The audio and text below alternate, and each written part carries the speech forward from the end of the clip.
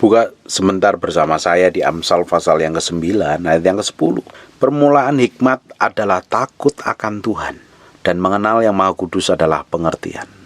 Bapak Ibu, perjalanan kehidupan kita itu adalah perjalanan setiap hari berjalan bersama Tuhan, memiliki hubungan yang dalam dengan Tuhan lewat doa dan penyembahan, pingin mengenal yang Maha Kudus. Untuk kita bisa datang kepada Tuhan, mengenal yang Maha Kudus, kita perlu memiliki hidup yang kudus. Dan kita nggak bisa hidup kudus dengan kemampuan dan kekuatan kita sendiri. Kita perlu darah Yesus untuk mengampuni semua dosa. Makanya ketika kita ini sebelum berdoa datang kepada Tuhan, kita minta darah Yesus menguduskan dan menyucikan kita. Kita menjadi orang yang takut akan Tuhan. Kalau setiap hari kita hidup takut akan Tuhan, kita nggak akan melakukan dosa dan pelanggaran. Kita akan berusaha menaklukkan pikiran kita, kemauan kita kepada Tuhan. Kita taruh hati kita itu sepenuhnya kepada Tuhan. Semakin kita taruh hati kita setiap hari di hadapan Tuhan, kita sembah, kita kenalin Tuhan di dalam kekudusan, dalam kesucian, semakin hari semakin kita dibawa masuk ke dalam dimensi kedalaman dengan Tuhan. Seseorang yang memiliki hubungan yang dalam dengan Tuhan, hidupnya pasti perlahan-lahan akan diubah, ditarik dalam pusat kehendaknya. Bukan hanya sekedar ngikutin maunya sendiri, jalan keinginannya sendiri, berpikir seperti yang dia mau, tetapi perlahan-lahan menaklukkan pikirannya, kemauannya, kehendaknya pada pusat kehendak Tuhan.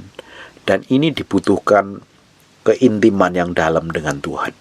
Saya percaya kalau seseorang itu memiliki semakin hari dalam dengan Tuhan, pengalaman dengan Tuhan, dia akan belajar mati terhadap diri sendiri. Dia tidak mikirin kepentingannya, maunya sendiri.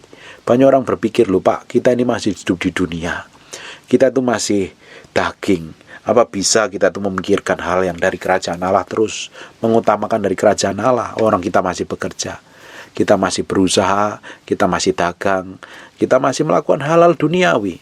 Bapak Ibu, sekalipun kita ini melakukan aktivitas pekerjaan seperti biasa, dagang di toko, usaha di kantor, atau pegang pabrik segala macam, kita melakukan aktivitas hari-hari.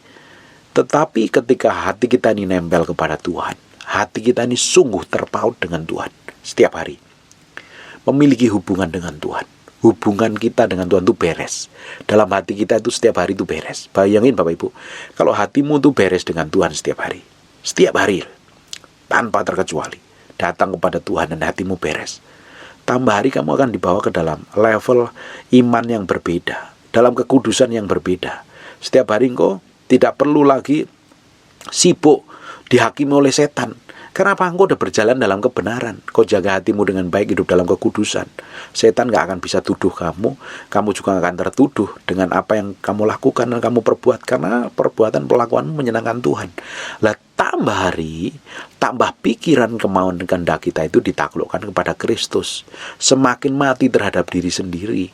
Kita bisa bekerja, kita bisa ke kantor, kita bisa ke pabrik, kita bisa ke restoran, kita bisa ke mall. Tetapi hati kita tetap nempel kepada Tuhan. Kenapa? Kita memiliki hubungan yang dalam dengan Tuhan. Nah, ini perlu dibangun setiap hari, hubungan yang seperti ini. Hati kita tuh nempel dekat sama Tuhan. Nah, makanya itu perlu dibangun. Kita perlu latihan, duduk diam di kaki Tuhan, merenungkan firman. Waktu kita duduk diam di kaki Tuhan dan merenungkan firman. Kenapa harus merenungkan firman? Waktu kita diam, masuk ke kamar kita, kunci pintu dan matiin handphone kita, mulai kita berdoa, menaklukkan pikiran kepada Tuhan. Pikiran kita akan mengembara kemana-mana. Perlu ditaklukkan, perlu renungin firman, perlu ditaklukkan kepada firman. Hati kita pusatnya kepada firman kembali. Ketika mengembara kemana-mana, kita taklukkan kembali kepada firman. Taklukkan kembali kepada firman. Taklukkan kembali kepada firman. Lama-lama kita fokus kepada hati Tuhan dan bisa ngerti apa yang Tuhan mau. Itu dibutuhkan bertahun-tahun. Tidak cukup seminggu, 2 minggu. Makanya perlu latihan. Kalau kita ini terbiasa di kamar doa kita menyembah Tuhan berjam-jam, menaklukkan diri kita di hadapan Tuhan, kita di tempat umum terbiasa. Dan bagaimana mungkin kita nggak pernah berdoa terus mau menaklukkan diri? Praktek. Kita nggak pernah doa di kamar doa kita, terus kita merasa hebat sok-sokan. di tempat umum kita bisa berdoa. Bahkan ngomong napas orang Kristen adalah doa. Bohong, palsu. Kita perlu latihan. Daging ini perlu dilatih. Daging ini perlu ditaklukkan. Daging kita ini perlu didisiplin untuk mencari Tuhan setiap hari. Untuk duduk diam menaklukkan pikiran kita kepada Kristus. Daging ini perlu didisiplin untuk mencintai dan mengasihi Tuhan. Semakin kita bisa mendisiplinkan, semakin kita bisa melatih daging ini, semakin kita bisa menaklukkan pada pusat kehendak Tuhan, semakin kita ngerti apa yang Tuhan mau. Pelan-pelan kita ke mall, kita nyetir, kita jalan, kita ketemu orang, hati kita tuh nempelnya kepada Tuhan. Kita nempel kepada Tuhan, lama-lama kita memiliki kepekaan yang tajam. Karena kita memiliki hubungan kedekatan dengan Roh Kudus, kita bekerja sama dengan Roh Kudus, semua tindakan, kelakuan, sikap, dan perbuatan kita, karakter kita kerja sama dengan Roh Kudus. Lama-lama buah roh itu muncul keluar melalui perbuatan, tindakan, dan sikap kita. Orang lain akan menikmati Tuhan. Kalau orang Kristen memiliki hubungan kedalaman dengan Tuhan seperti ini, saya berdoa dan saya percaya tidak ada orang Kristen yang gampang sakit hati.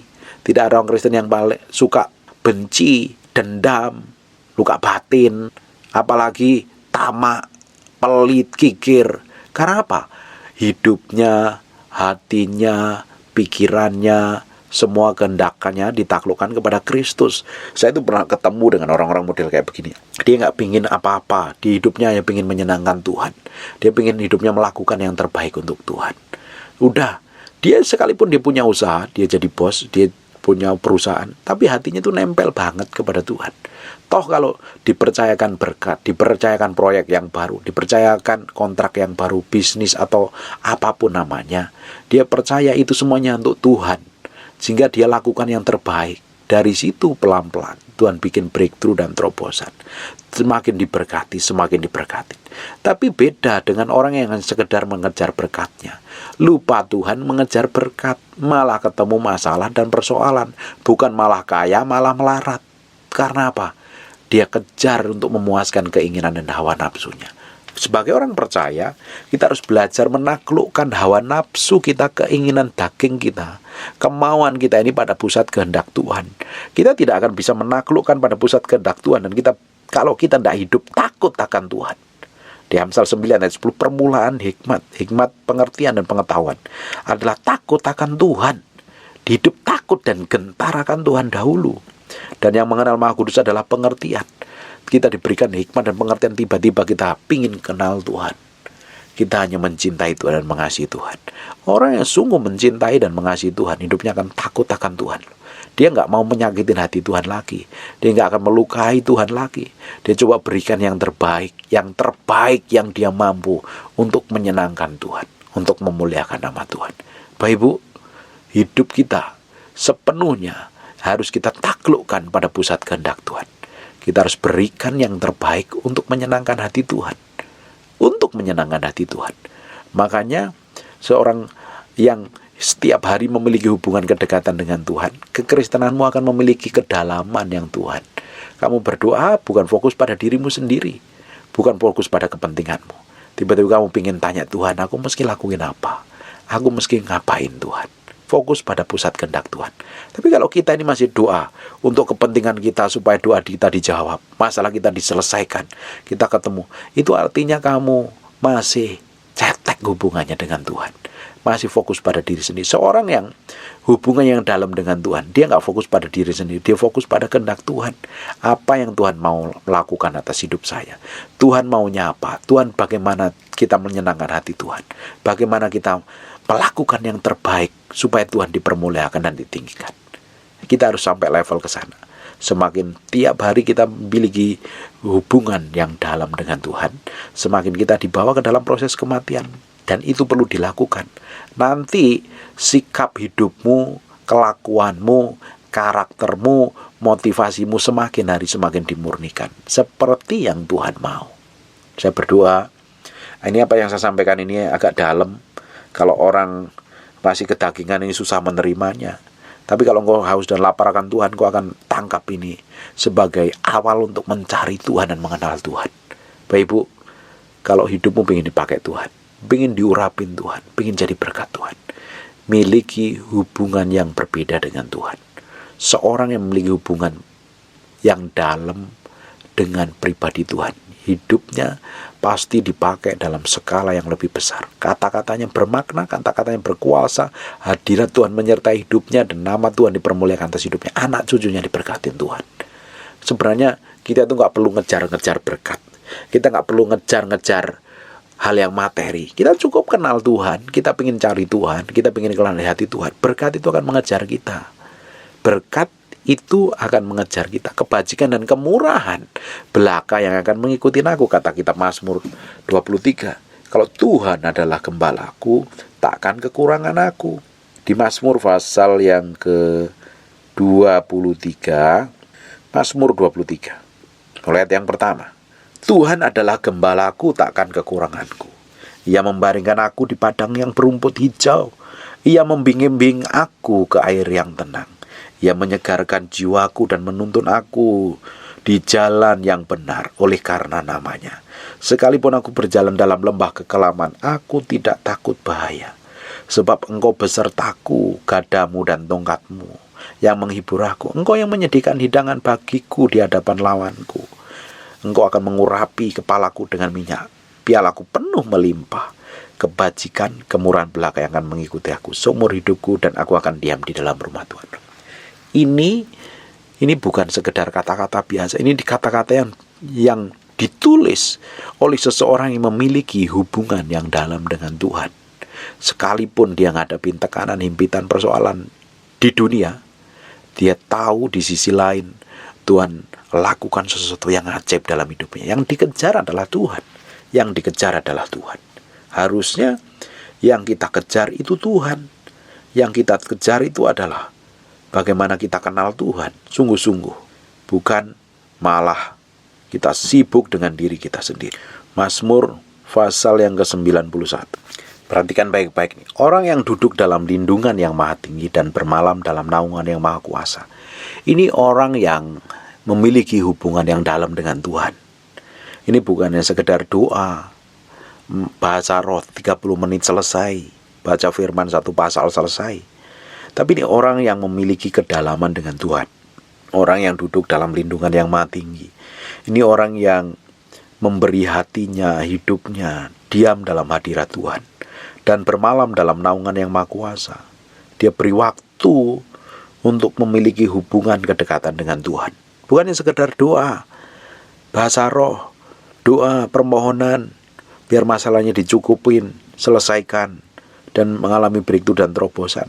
Tapi orang ini adalah orang yang memberi hatinya, pikirannya, jiwanya, waktunya sama Tuhan untuk memiliki kedalaman dengan Tuhan. Orang yang memiliki kedalaman dengan Tuhan dan kenal Tuhan persis, dia akan berkata, tempat perlindunganku, pertahananku adalah Allah yang ku percayai.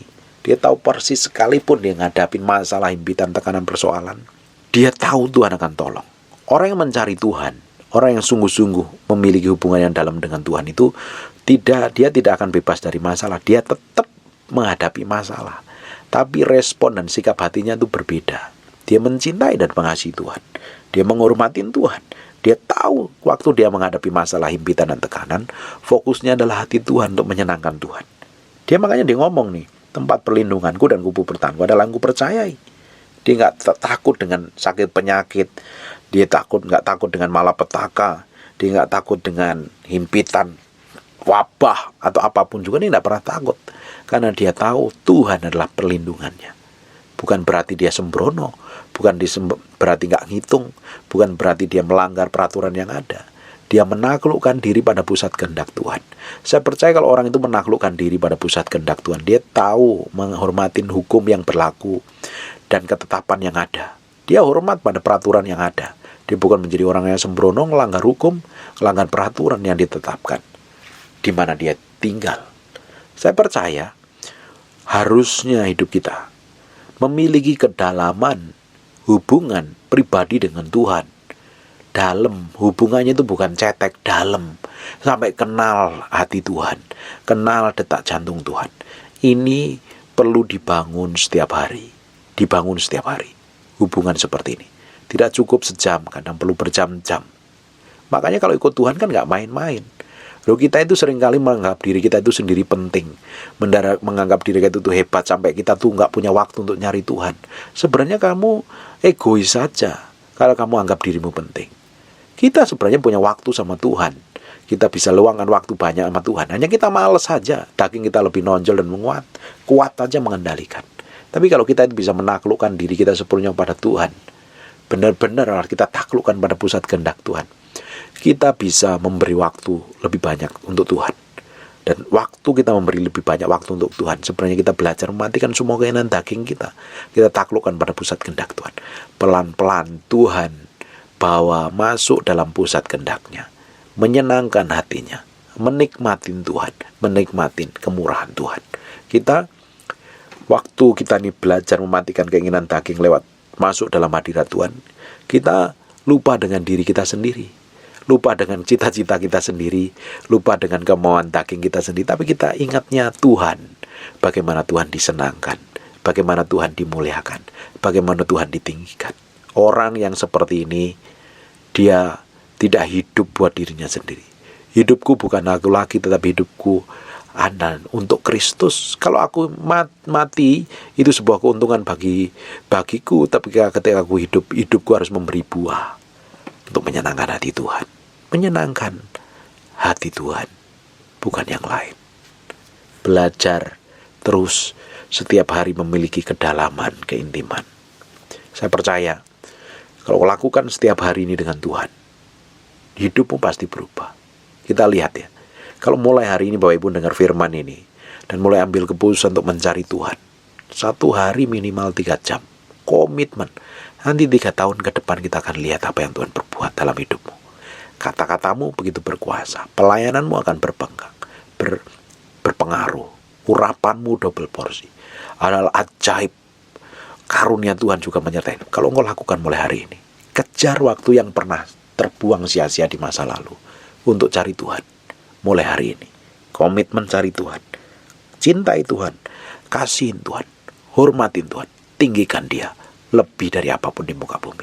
Tuhan akan bikin hal yang besar di masa yang akan datang. Hidupmu akan berbobot, punya nilai, dan nama Tuhan akan dipermuliakan atas hidupmu untuk selama-lamanya. Anak cucumu akan diberkatin Tuhan, pekerjaan tanganmu diberkatin Tuhan, hidupmu tidak akan mengalami kekurangan. Semakin kita mati buat keinginan daging kita, semakin berkat itu melimpah atas hidup kita, karena kita bisa dipercaya untuk menerima berkat jasmani dan berkat rohani untuk kemuliaan nama Tuhan. Amin. Besok kita lanjutkan kembali. And God bless you.